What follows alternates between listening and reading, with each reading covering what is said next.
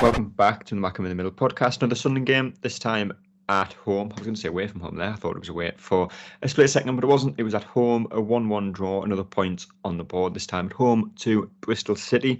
Sunderland took the lead through Jack Clark and obviously conceded a 93rd minute penalty against a team who I think it went almost 500 days without being awarded one.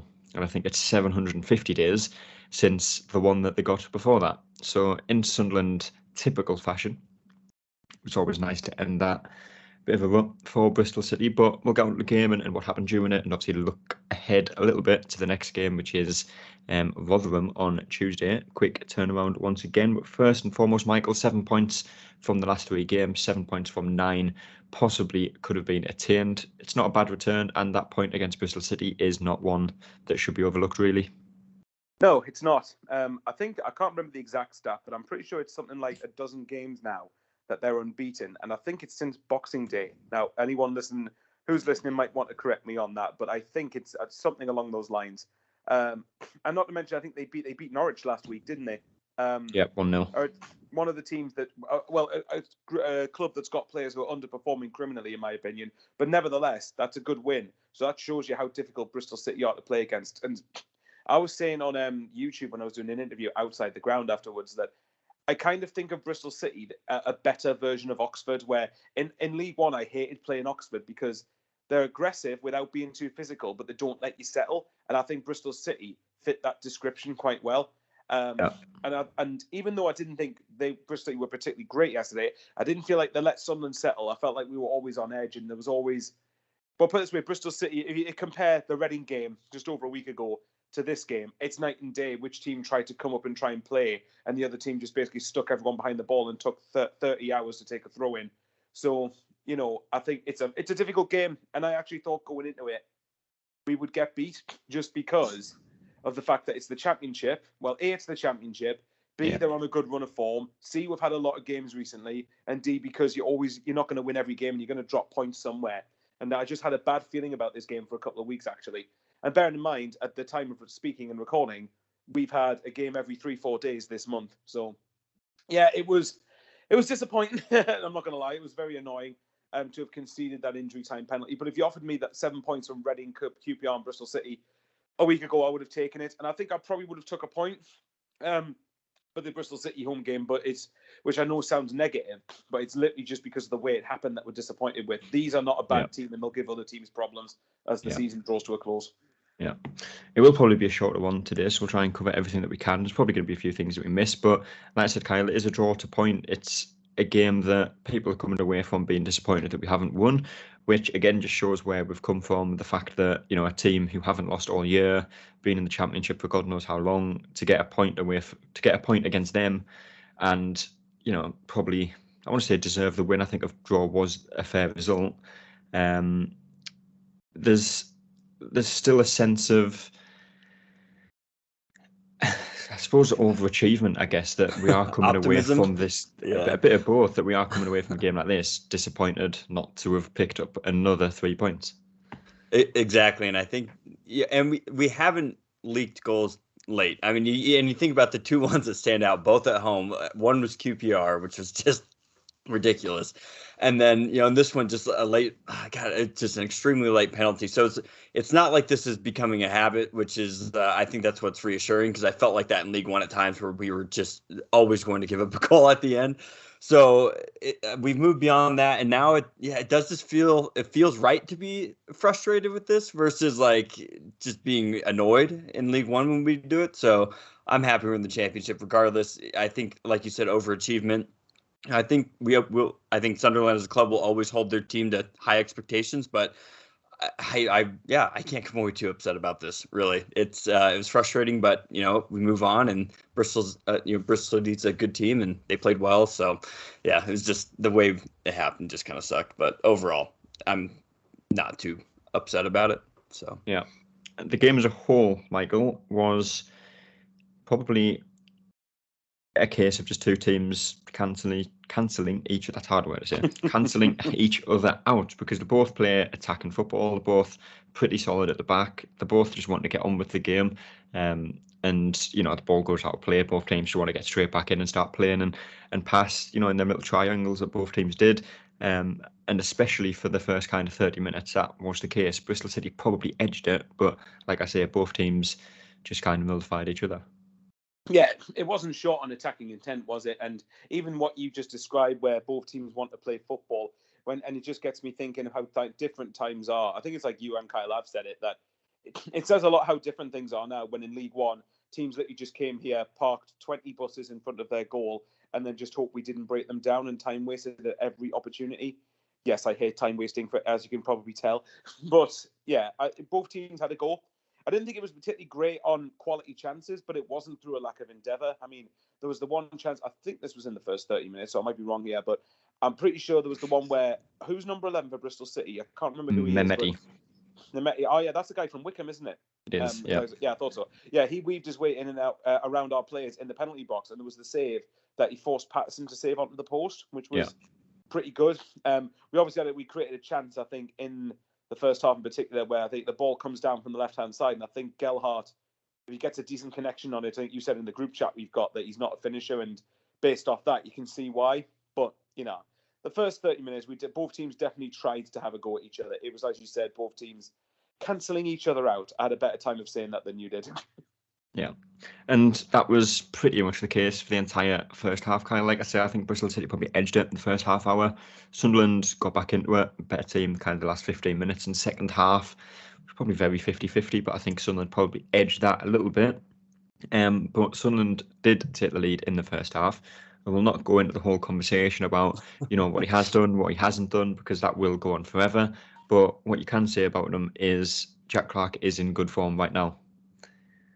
Absolutely. And I think, all the articles that have been mentioned and all that, I think it's just safe to say he's been worth the investment. He's been worth the time and and whatever money, was spent. I mean, he's delivered, right? You really can't ask for, much more than what he's doing, especially in his position without a natural striker there as well to kind of relieve some pressure.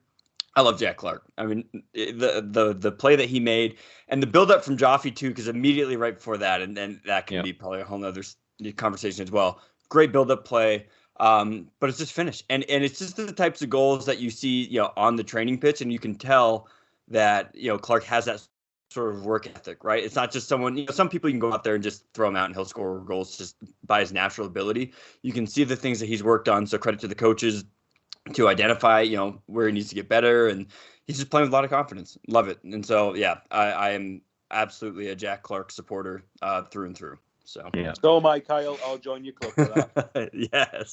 Yes, I'll take it. Yeah. And I said we weren't going to go into it, but I am, Michael, because I don't think we've really talked about it. There's only been a few days people have really mentioned it. People do say it's frustrating, and people have taken that wildly out of context, I think, and just blown it massively out of proportion, because you look at what he's done in the league since November prior to QPR.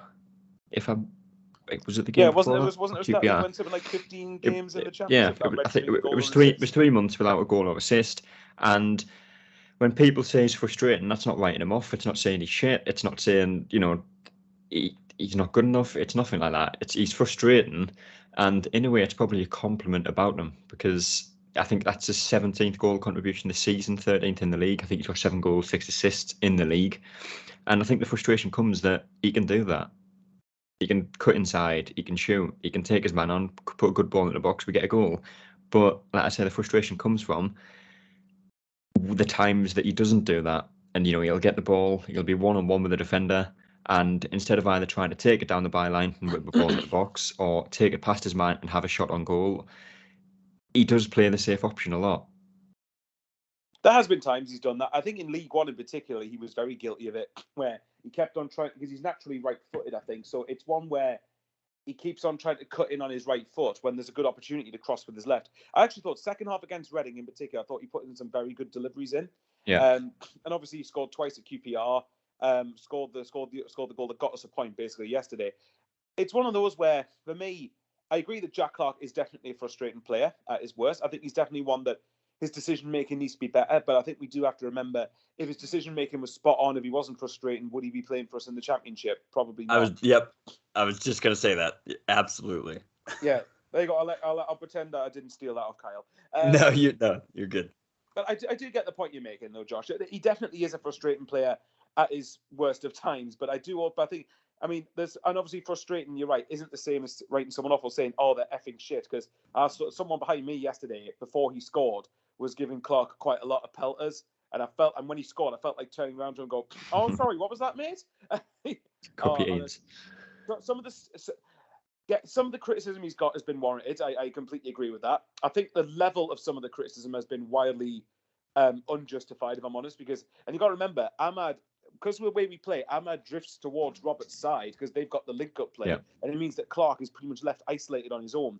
The fact that Clark's got, correct me if I'm wrong, was yesterday in all competitions his 9th goal of the season.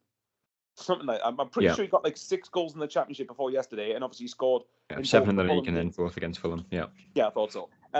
It just goes to show. I mean, if anything, if he's showing the flashes of quality he is at 22 now, and when he's got another 3 years left on his contract after this season, if anything, I think that shows that we've got a good, talented recruitment player a good, talented player from the recruitment team.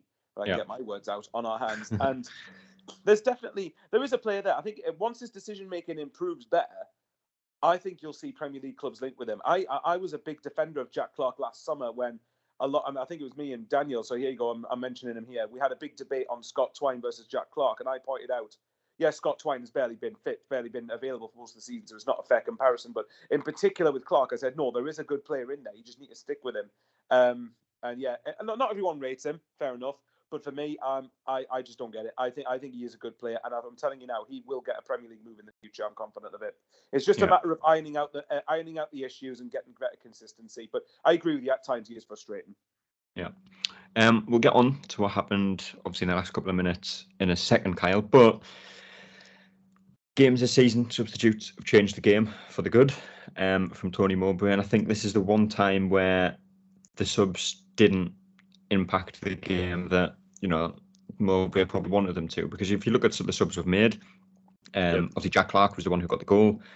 Obviously these are all in different times, but in general, Jack Clark was took off, Joe Gelhardt was took off, Edward Michu was took off, and Patrick Roberts was took off. So you've took off 3 of your best attackers, I suppose, and then obviously Michu as well, who got the pre-assist to the goal, and he is a midfielder that likes to get forward. And then you look at the players who've come on. You've got Dennis Serkin, who's come on, who's a left back.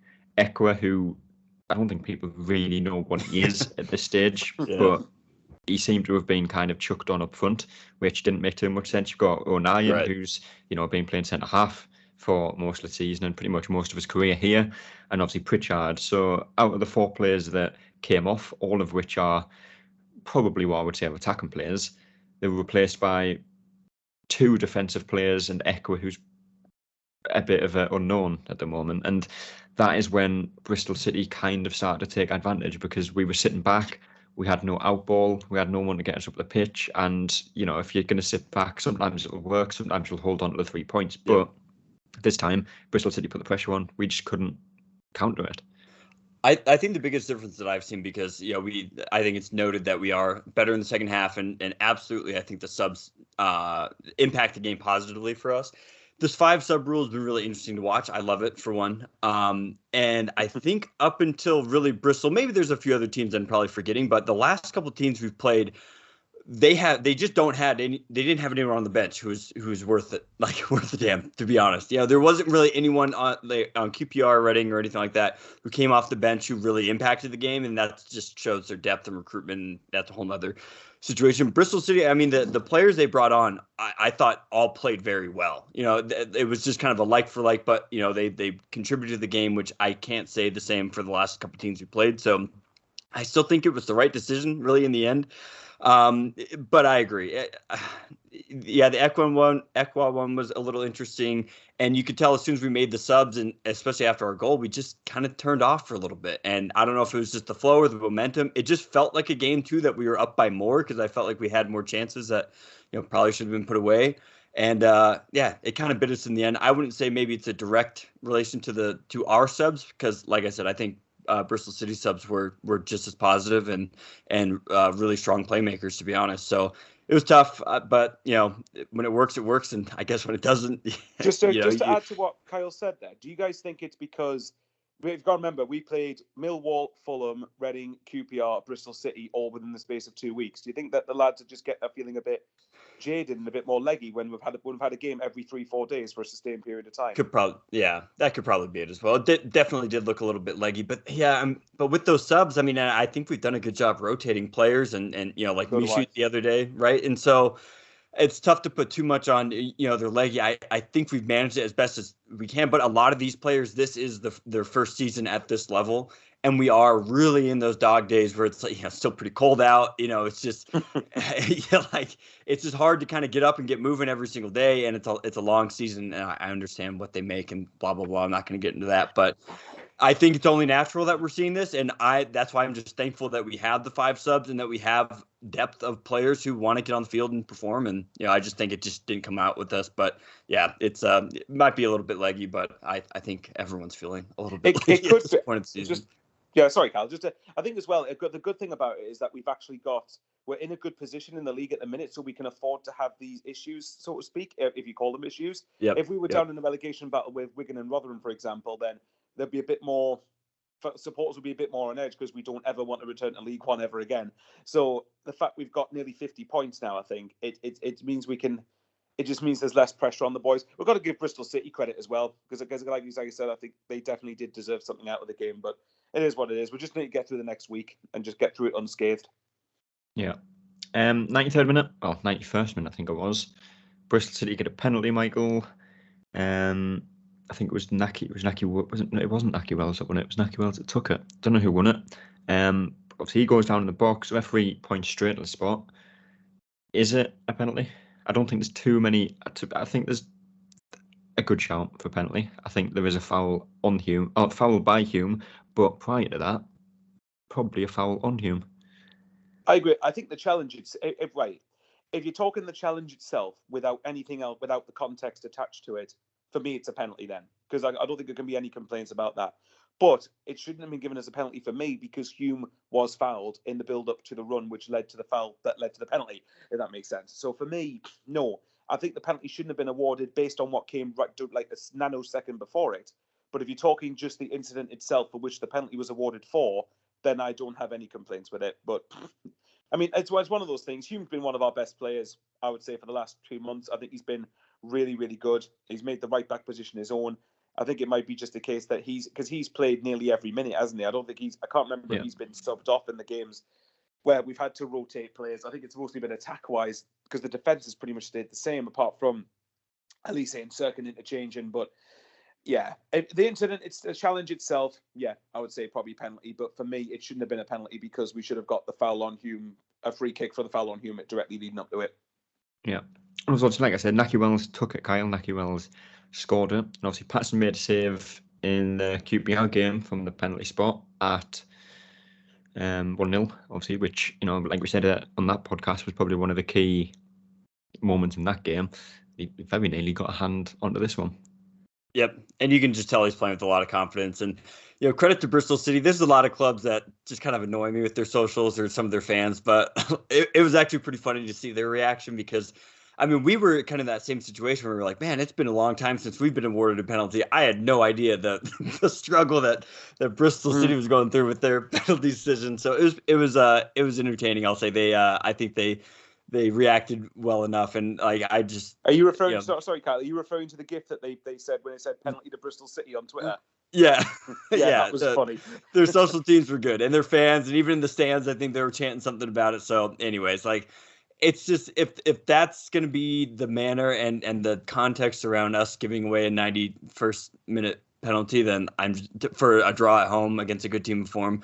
I'm just gonna have to live with it because it is pretty funny at the end of the day. But that's just Sunderland things. We've had a bit of humor, haven't we? We had the Will Ferrell thing in midweek as well, so it's just the whole season's just been funny. Like I think I just am already enjoying. I'm just enjoying it so much, and it's just little things like this that just we'll look back on and laugh when we go up to the Prem, obviously. So Previous season as well.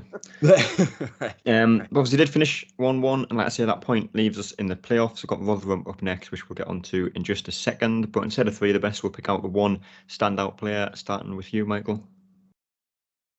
Oh, I'm glad you don't make me think of three, because it wasn't particularly the best of games. I think, it's a tough one. Because the obvious ones going to Clark, could say Clark because he scored, but across the game, I didn't think he was that great. As someone who's a defender of Clark, okay, I'll probably go with, I don't know, I'm trying to pluck a name out of my backside. Dan Ballard. I think Dan Ballard actually Ballard for most of the game I thought was very solid, and this was a game where he, unlike Reading, this was a game where he actually had to do some dogged work. So yeah, I think I'd go with Dan Ballard, but I'm sure Kyle will think of a player that I haven't thought of and put me to shame. No. Yeah, Kyle, for you. Yeah, I really like the way Mushut played. I just liked how he's played, for the last couple of games, and I think it was right for him to be rested. But yeah, had a couple of really nice balls. I think it was him who had a beautiful through ball to Ahmad, who was able to kind of cut inside a defender and then just kind of got cut out at the end. So I'll give it to Mushut. I think he played really well, and I just want to see more of him. And I think $5 million, in my opinion, would be a pretty good option for him. So a steal for me. You think, yeah? In today's market, I think that. I was going to say I have no idea what the context of the market and things like that, and like who should cost what, because it's not like FIFA or Football Manager. You just chuck a bunch of money at It's fine, Kyle. We'll buy him for $5 million. We'll sell him for like 50 in 2 years' time. Sorry. Wonderful. Yeah, I'm here for it. So. Hopefully so. But like I say, Rotherham Tuesday is the next game away from home, a game that we should be winning. And going back to the very start of the season, before the season even started, I said Rotherham home and away is the one game that Sunderland are going to be expected to win. Obviously, we're in the playoffs now, and there's a lot more games like that. But Rotherham remains to be one of them, Michael. If you're going to go with a prediction for that, it is going to be Rotherham 1, Sunderland 3. I think I agree. I think we will win. I think I agree. I think we said at the start of the season, the games against the fellow promoted side, so both games against Rotherham and Wigan, basically, we needed to be picking up wins. We've picked up 9 points from the first 3 games across the 2 teams, so hopefully we can make it 12 on Tuesday. Yeah. And Kyle, for you? Sorry, I was muted. They're sitting 21st. They just lost 2 games ago to Reading, and I don't know how anyone could lose to Reading. So this definitely feels like one. Like we really do have to. This is a fellow League One club that we've battled with over the years. So we know they're tough. I think their stadium's pretty tough to play at as well. But we lost 5-1 there last year. Right, I was there. Yeah, yeah. So you were, weren't you? Sorry, I brought it up.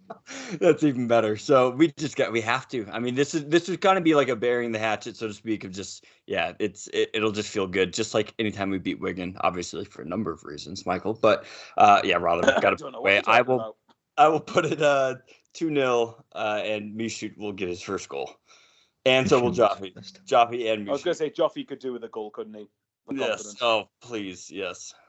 Well, we'll see if that happens. Like I say, we'll probably get a podcast out at some point in the week to talk about what happens in that game, and then again to look ahead to the next game, which is obviously on the Saturday. So another quick turnaround. So many games in so few days.